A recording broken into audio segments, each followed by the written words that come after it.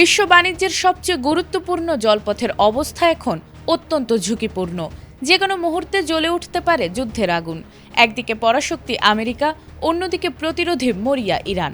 মাঝখানে ঝুলছে বিশ্ব অর্থনীতির ভাগ্য। খেলার শুরুটা হয়েছিল গত জুনে। অনেক টানাপোড়েনের পর হরমুজ প্রণালীর নিয়ন্ত্রণ নিয়ে দুই দেশের মধ্যে একটি সমঝোতা স্মারক সই হয়েছিল, কিন্তু সেই শান্তি স্থায়ী হলো কই?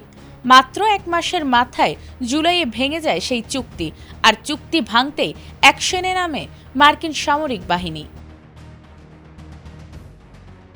ইরানের বন্দরগুলোর উপর চারদিক থেকে দেয়া হয় কঠোর নৌ অবরোধ। সেন্টকমের দাবি, অবরোধের পর থেকে এ পর্যন্ত তারা অন্তত ৪৪টি জাহাজের গতিপথ ঘুরিয়ে দিয়েছে, ২টি জাহাজকে পুরোপুরি অচল করেছে এবং আরও ২টি জাহাজে সাঁড়াশি অভিযান চালিয়ে নিজেদের নিয়ন্ত্রণে নিয়েছে।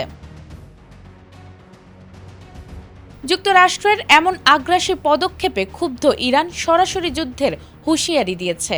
ইরানের সর্বোচ্চ নেতার সামরিক উপদেষ্টা মোহসেন রেজাই ওয়াশিংটনকে আলটিমেটাম দিয়ে বলেছেন, আধুনিক জেনারেল হাসপাতাল ও উন্নত প্রযুক্তি এবং অভিজ্ঞ চিকিৎসক দলের নিরলস প্রচেষ্টায় আমরা আছি আপনার পাশে। ডেল্টা হাসপাতাল, মায়ের মতোই যত্নশীল। অবরোধ অব্যাহত থাকলে এবং হরমুজ প্রণালীতে মার্কিন পাহারায় বিকল্প করিডোর খোলার চেষ্টা হলে তা যে কোনো মূল্যে রুখে দেয়া হবে।